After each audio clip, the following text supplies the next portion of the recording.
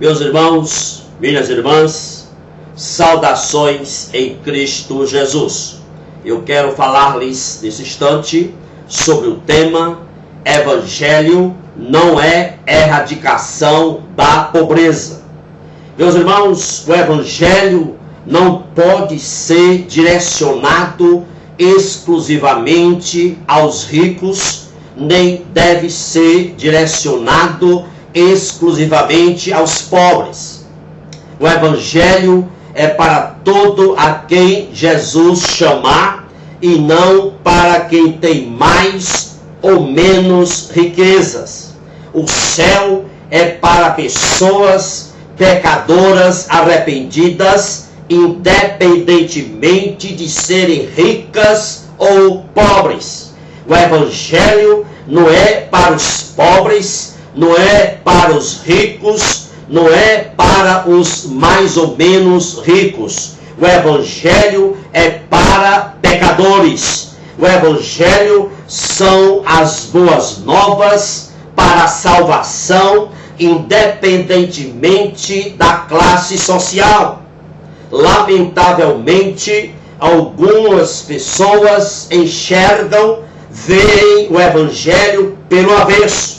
Mas o que é enxergar o Evangelho pelo avesso?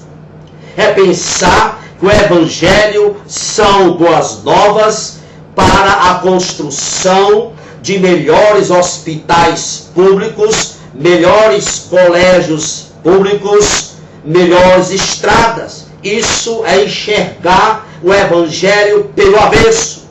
Enxergar o Evangelho pelo avesso é pensar que o Evangelho são boas novas para reivindicar um melhor padrão de vida para os pobres. Isso é ver o Evangelho pelo avesso.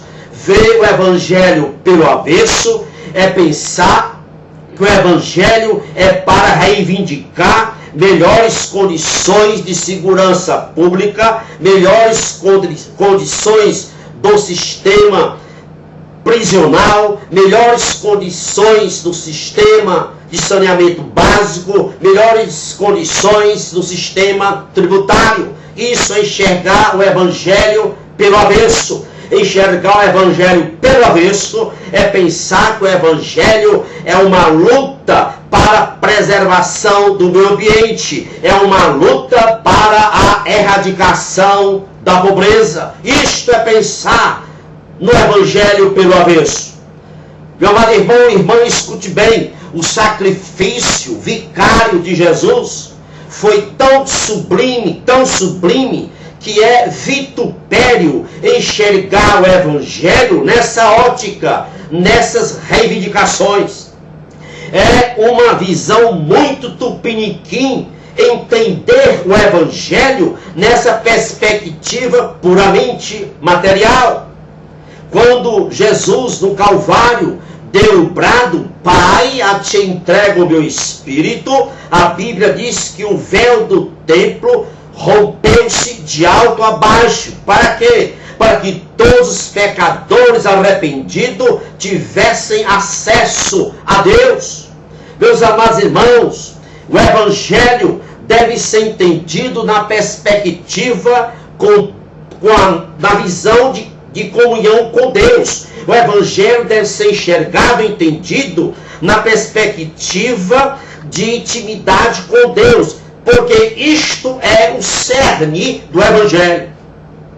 Quando estudamos os mártires dos 300 primeiros anos do cristianismo, não vemos nenhum deles morrendo no Coliseu para que os pobres tivessem acesso à educação e à saúde.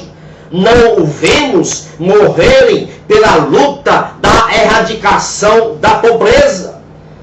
Os mártires dos 300 primeiros anos do cristianismo, eles praticavam generosidade, compaixão para com os necessitados, para com os pobres.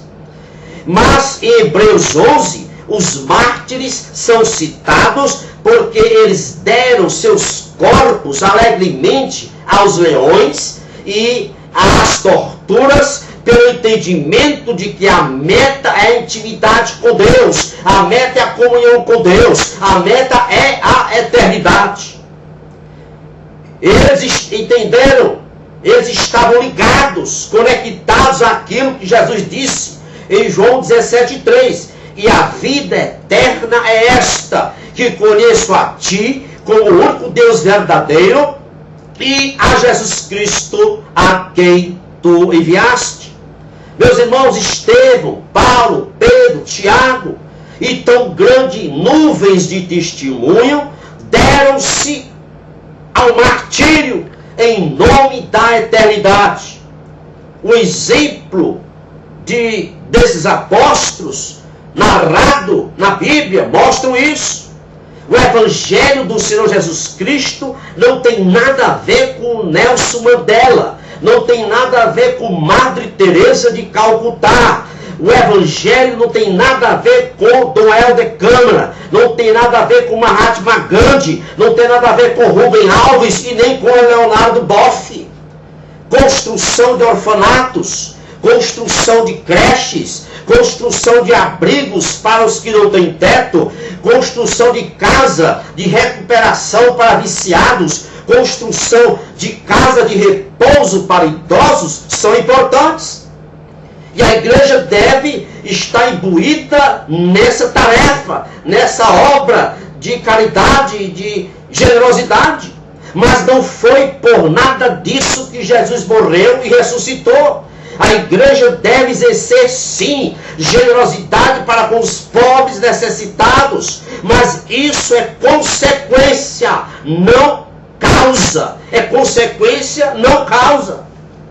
Em Mateus 2, de 44 até 47, nós vemos a igreja primitiva praticando generosidade como consequência de já terem comunhão, intimidade com Deus.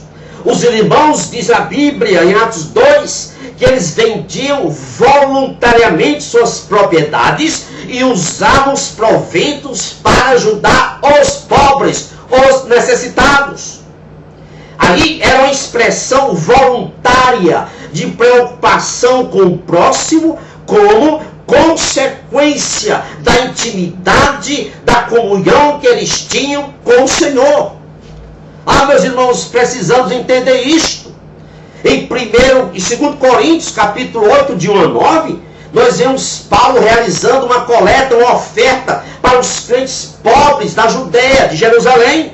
E Paulo destaca em 2 Coríntios 8, de 1 a 9, ele destaca que os irmãos deram voluntariamente acima de suas posses, porque a si mesmos se deram primeiramente ao Senhor.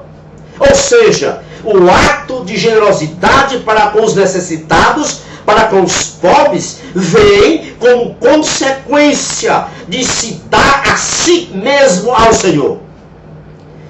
Algumas pessoas citam Levítico capítulo 25, de 8 a 55, que trata do ano do jubileu, como um exemplo de erradicação da pobreza que a igreja deve fazer. Olha, meus irmãos, um exemplo, um exame cuidadoso de Levítico 25, de 8 a 55, nós vamos notar que as regulamentações para o ano do jubileu ali contida descarta completamente essa ideia de erradicação da pobreza que a igreja deve estar imbuída. No ano do jubileu, a Bíblia diz ali, todos os pobres que haviam contraído dívidas deviam receber a oportunidade de recomeçar. No ano do jubileu, diz lá em Levítico 25, que era proibido a cobrança de juros excessivos nos empréstimos feitos aos pobres. Mas essas regulamentações e outras que estão lá não tem nada a ver com usar esse texto dizendo que a missão do Evangelho é a erradicação da pobreza. Olha, meus irmãos, Roma tinha o poder de tributar. Você vai ver isso em Lucas 2:1 e em Mateus 22:15. Roma tinha o direito de tributar. Porém, Jesus nunca suplicou ao Império Romano para forçar as pessoas a pagarem uma parte da sua herança para erradicar a pobreza. Jesus nunca recorreu ao Império Romano para tributar mais os ricos, para que os pobres fossem beneficiados. Meus irmãos, Jesus veio para tirar pecadores do inferno, seja ele pobre, seja ele rico. A igreja existe para proclamar a salvação para os miseráveis e também para os milionários. A igreja do Senhor Jesus deve olhar para as favelas e para os condomínios de luxo e ver uma só realidade. Ali existem vidas pecadoras destituídas da graça de Deus. Meus irmãos, o Evangelho não é um protesto contra a pobreza, não. Pobreza não é maldição. Pobreza não é escândalo.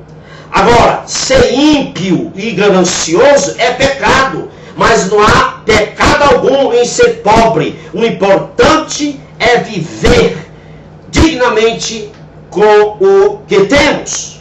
E escute o que é que Provérbios 22:2 diz. O rico e o pobre se encontram, a ambos o Senhor fez. Que Deus vos abençoe rica e abundantemente. É o meu desejo para você e toda a sua família. Tenhamos cuidado, meus irmãos, com esse evangelho preço, com este evangelho pelo avesso, que muitos estão imbuídos neste tipo de evangelho. Louvado seja Deus. Que Deus vos abençoe. Amém e amém.